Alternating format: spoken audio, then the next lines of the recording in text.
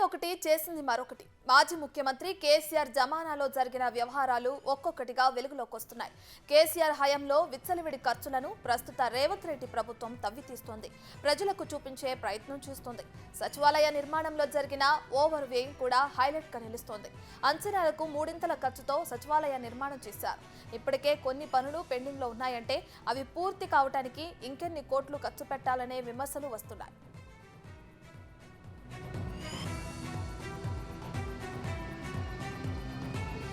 ఉన్న బిల్డింగ్లు కూలగొట్టి కొత్త సచివాలయం నిర్మించాలన్న కేసీఆర్ ఆలోచనలే అప్పట్లో విమర్శలకు దారితీసింది.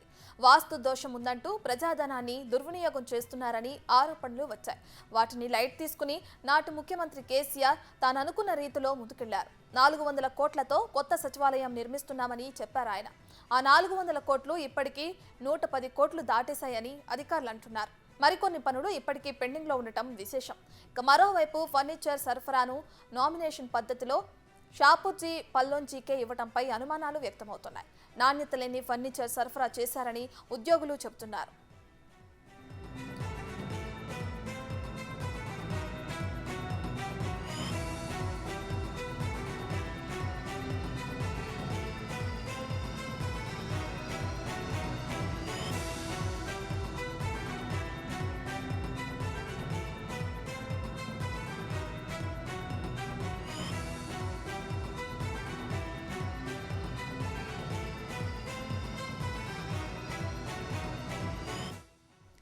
ఇప్పటికి జరిగిన వ్యయం ఒక ఎత్తైతే ఇప్పటికీ బిల్లులు పెండింగ్ లో ఉన్నాయని అధికారులు గుర్తు చేస్తున్నారు. పెండింగ్ లో బిల్లుల విలువ 400 కోట్ల రూపాయలుగా చెప్తున్నారు. ఎలాంటి వర్క్ ఆర్డర్ లేకుండానే సచివాలయంలో ఇంటర్నెట్ ఏర్పాటులోనూ అవకతవకలు జరిగాయంటూ ఆరోపణలు వస్తున్నాయి.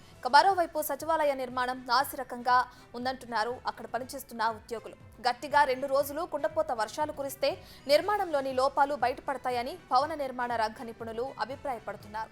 సచివాలయం నిర్మాణ ఖర్చును సమీక్షించాలనే డిమాండ్లు కూడా వినిపిస్తున్నాయి.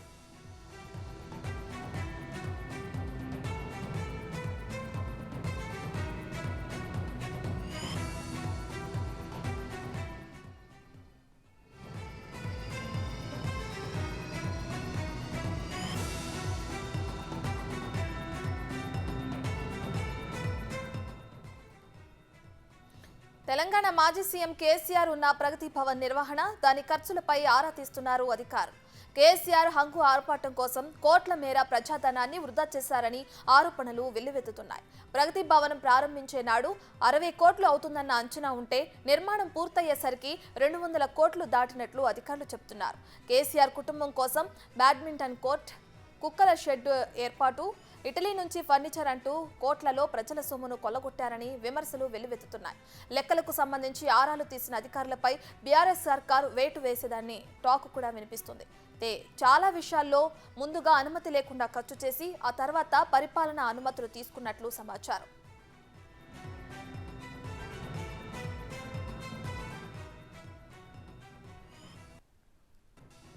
కేసీఆర్ తన కుటుంబ సభ్యుల కోసం ప్రగతి భవన్ లో 2 కోట్ల వ్యయంతో బ్యాడ్మింటన్ కోర్టును ఏర్పాటు చేశారట. దాని నిర్వహణ కోసం మరో 2.5 కోట్లు ఖర్చు చేశారని తెలుస్తుంది. అలాగే ప్రగతి భవన్ చుట్టూ 24 గంటల పాటు పోలీసుల పహారా ఉండగా కుక్కల షెడ్డును నిర్మించారట. 4 కుక్కల కోసం 12 లక్షలు ఖర్చు పెట్టి షెడ్డును నిర్మించినట్లు కూడా తెలుస్తోంది. దీంతో లక్షల్లో ఖర్చు పెట్టి షెడ్డు నిర్మించారా లేక తప్పుడు లెక్కలు చూపారా అనే కోణంలో ఆఫీసర్లు ఆరా తీస్తున్నారు. ఫర్నిచర్ కోసం భారీగా ఖర్చు చేసినట్లు కూడా సమాచారం. 25 కోట్ల విలువైన ఫర్నిచర్ ఇటలీ నుంచి తెప్పించారని, ఈ ప్రక్రియ అంతా బీఆర్ఎస్ పాలకుల సన్నిహితుల ద్వారా జరిగినట్లు తెలుస్తోంది. టెండర్ లేకుండా కోట్లు పెట్టి కొనుగోలు చేయడం అప్పట్లో అధికారుల మధ్య వివాదానికి దారితీసింది. ఈ ఖర్చును తాము భరించలేమని అప్పట్లోనే ఆర్ఎండ్బీ శాఖ స్పష్టం చేసిందట. ఈ నేపథ్యంలో ఓ అధికారిపై బదిలీ వేటు వేశారని సెక్రటేరియట్ వర్గాలు చెబుతున్నాయి.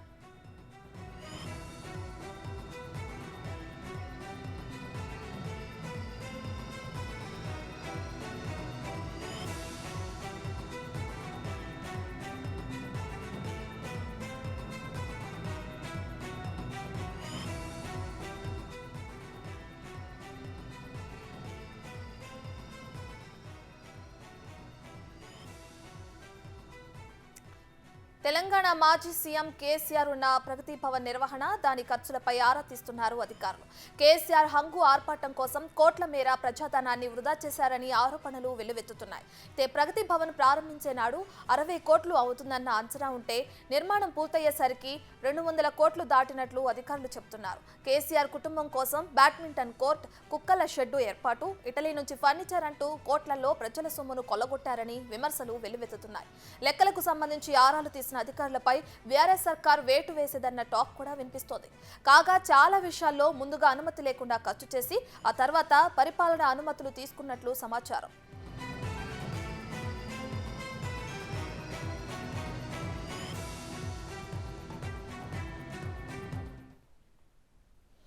మెడికో ప్రీతి సూసైడ్ కేసులో నిందితుడు సైఫ్ కు మరోసారి షాక్ తగిలింది.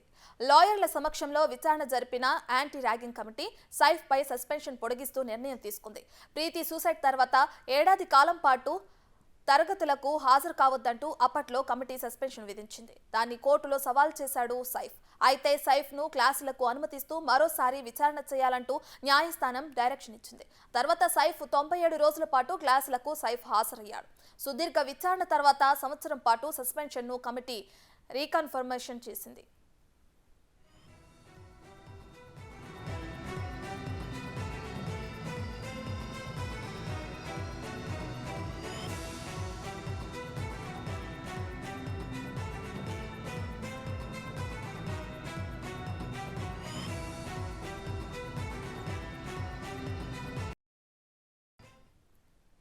రైట్, ఇదే అంశానికి సంబంధించి మరింత సమాచారాన్ని మా ప్రతినిధి వేణు అందిస్తారు.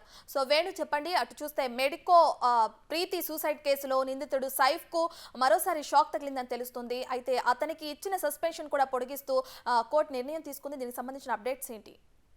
రత్న, గత సంవత్సరం ఫిబ్రవరి 22న ప్రీతి ఎంజిఎం లో విధులు నిర్వహిస్తూ సూసైడ్ చేసుకున్న ఘటన లోపల దానికి బాధ్యులైనటువంటి సైఫ్ ను సస్పెండ్ చేస్తూ యాంటీ ర్యాగింగ్ కమిటీ నిర్ణయం తీసుకుంది. అయితే ఈ నిర్ణయాన్ని హైకోర్టులో సవాల్ చేస్తూ తన ప్రమేయం లేకుండానే, తన వాదన వినకుండానే వేటు వేశారంటూ సైఫ్ కోర్టును ఆశ్రయించారు. కోర్టు కూడా తను తరగతులకు అనుమతిస్తూ యాంటీ ర్యాగింగ్ కమిటీ ఇచ్చినటువంటి సస్పెన్షన్ లెటర్ ను రద్దు చేసింది. దాంతో పాటుగా మరొకసారి తన వాదన కూడా వినాలి, సుదీర్ఘంగా యాంటీ ర్యాగింగ్ కమిటీ విచారణ చేయాలి, లాయర్ల సమక్షంలో చేయాలంటూ కూడా కొన్ని డైరెక్షన్స్ కేఎంసీకి ఇచ్చింది. సో ఈ నేపథ్యంలోనే నవంబర్, డిసెంబర్ లోపల యాంటీ ర్యాగింగ్ కమిటీ అటు సైఫ్ సంబంధించిన అడ్వకేట్స్ సమక్షం లోపలే పూర్తి స్థాయి లోపల అందరూ కూడా విచారణ చేశారు. అయితే ర్యాగింగ్ కారణమే తన సూసైడ్ కారణం అంటూ తెలియడంతో మరొకసారి కోర్టు డైరెక్షన్స్ ప్రకారము, అదేవిధంగా మెడికల్ కౌన్సిల్ సంబంధించిన నిబంధన, నేషనల్ మెడికల్ కౌన్సిల్ నిబంధనల ప్రకారం కూడా తను ర్యాగింగ్ కమిటీ ఇచ్చినటువంటి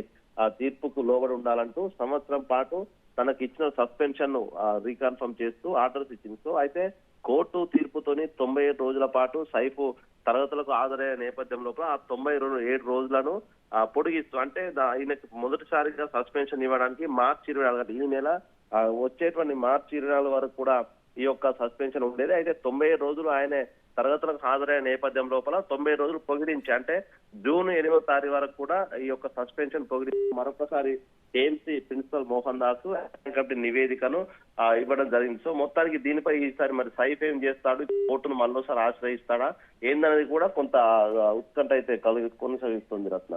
రైట్, థాంక్స్.